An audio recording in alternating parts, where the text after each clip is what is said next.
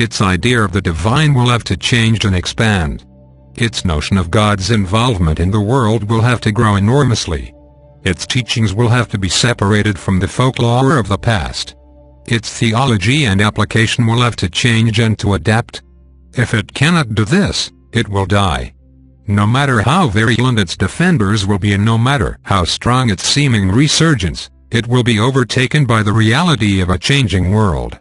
In your own life, in order to meet life anew, you must have a new and open mind. Your mind must be renewing itself and refreshing itself. As you enter new stages of development as a person, what worked before at an earlier time may no longer be useful or applicable. You need new eyes to meet new experiences. You need a new faith, not an old faith. You need a new religious experience, not an old religious experience. You must look forward now and not backward.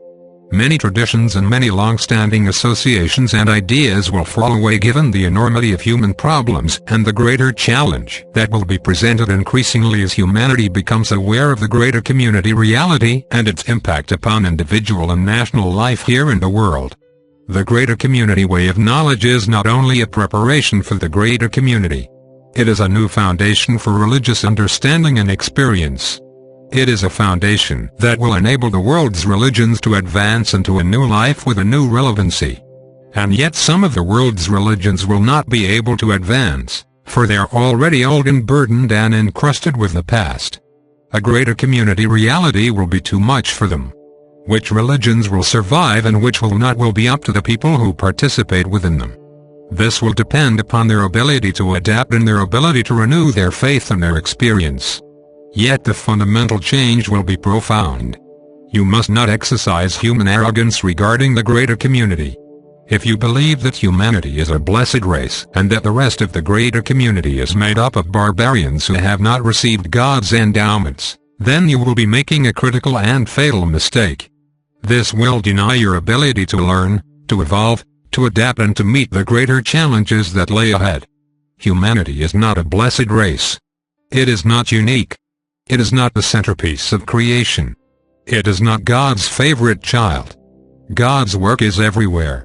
All genuine religious traditions in the greater community are initiated through knowledge and establish a means and a methodology for individuals to experience a greater purpose and meaning in life within the circumstances in which they live. A theology of the universe is necessary now, not simply a theology of human psychology and human sociology. You need this to unify your race and to bridge the remaining gaps that exist between you so that you can find your common ground.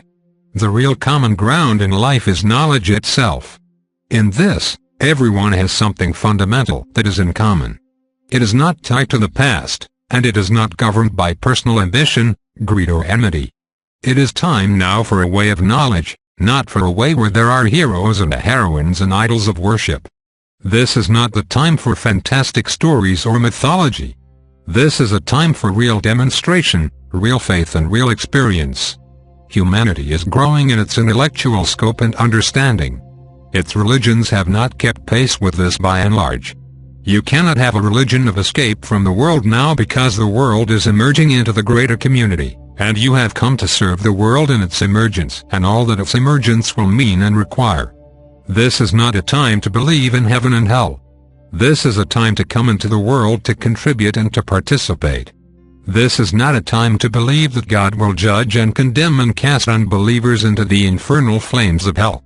This is a time to realize that the challenge of development faces everyone. Those who can respond and who can prepare accordingly will be the great beneficiaries and the great contributors to their race. And they will experience a satisfaction that those who are unable to do this will not find no matter what their status or position in life. Where is Jesus today? Because of his great demonstration and because of the many misinterpretations of his demonstration and the tremendous idolization that has occurred regarding him, he is now an unseen one in the world. He is an unseen one not only in this world but in the worlds whose races humanity is destined to encounter. He will not reappear in the world. Though others will claim to represent him, he will not reappear, for his mission is done in this regard. His work now is with the unseen ones. Here you must expand your ideas considerably, For there are many unseen ones in the universe. There is not one who is paramount amongst them. For when you graduate from this life, you are a beginner in the next stage of life. You do not simply return to heaven to spend eternity in repose. You enter another stage of service and activity, learning and preparation.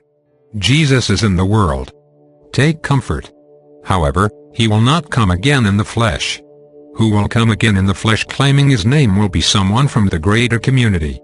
Beware. If you can become strong with knowledge, you will know and will not be deceived. Yet, if you fervently want to believe and are governed by the weakness of belief, then you can be persuaded. A greater community presence can perform seeming miracles for you. They can do things that seem magical and inexplicable, and many people will fall down in belief and adoration because of this. The world is not yet prepared for the greater community. And there is not enough discernment amongst your people to distinguish greater community demonstrations from the reality of God's demonstration. Jesus is in the world reinforcing knowledge. Jesus is in other worlds as well, for your destiny lies in your interaction with other worlds now. The possibility for success here must be reinforced by the unseen ones, who speak to those who can respond with knowledge. This is possible because the greater community way of knowledge is being taught here and elsewhere, as we have said. Jesus is revered amongst your people because of his example and demonstration, but even more than this, he set into motion the process of spiritual initiation, growth and development that continues to this day and which has promise for the future.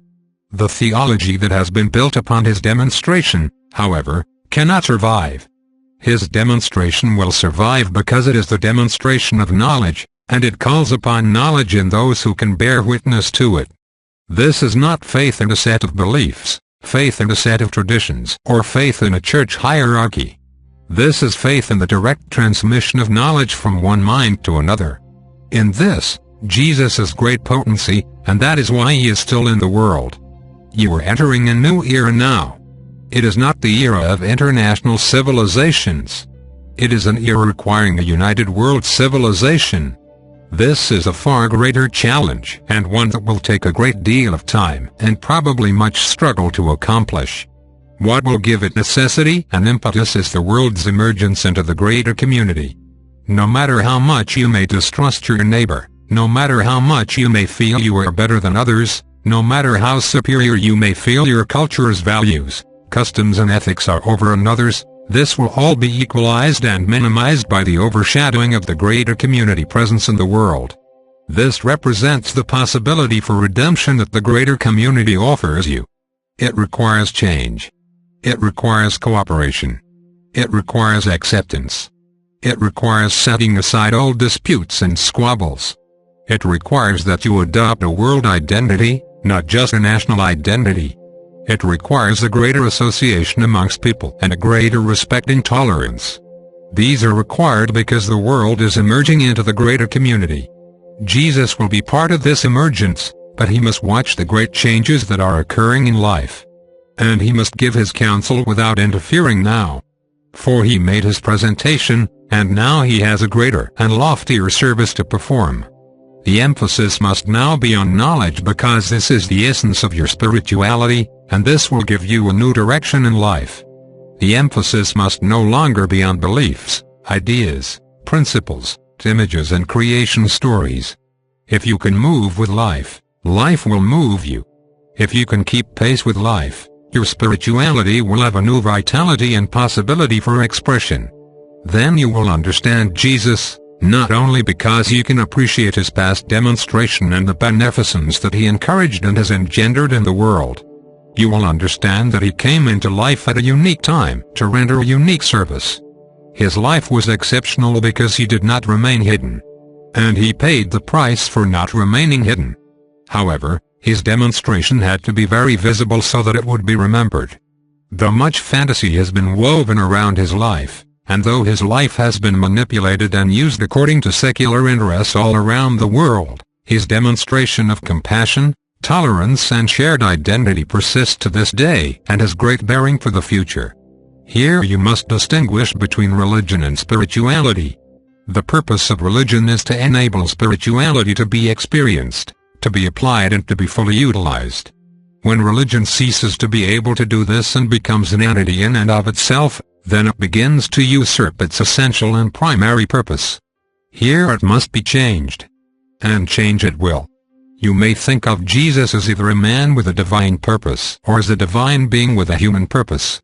However you might think of Jesus, you think of him within the context of your world and within the context of human involvements and interaction. We are now challenging you to think of him as a figure in the greater community. He is not an extraterrestrial from outer space. He was a man who realized knowledge and contributed knowledge in his time and helped to set into motion, through the efforts of many other people, a greater emphasis in life and a means for re-experiencing this emphasis through a tradition of devotion, dedication and service. Now you must think of him as an unseen one in the greater community. Here you have the challenge of broadening your understanding, opening your mind and setting aside those ideas, concepts, beliefs and preferences which cannot fit into a greater reality. For Jesus to be real for you now and to be real in the future, you must have this approach. His reality and his role are consistent with everything we have said, but for you to keep pace with this, you must develop in the way of knowledge. You must find the foundation that will carry your spirituality into the future and give it eminent presence and ability there. Otherwise, Jesus will be a historical figure that will seem increasingly removed from life. You will identify him with an earlier time and with a passing age. And he will seem to be lost with everything that was associated with him, which will fade from view over the decades and centuries to come. Look forward. Look over the horizon.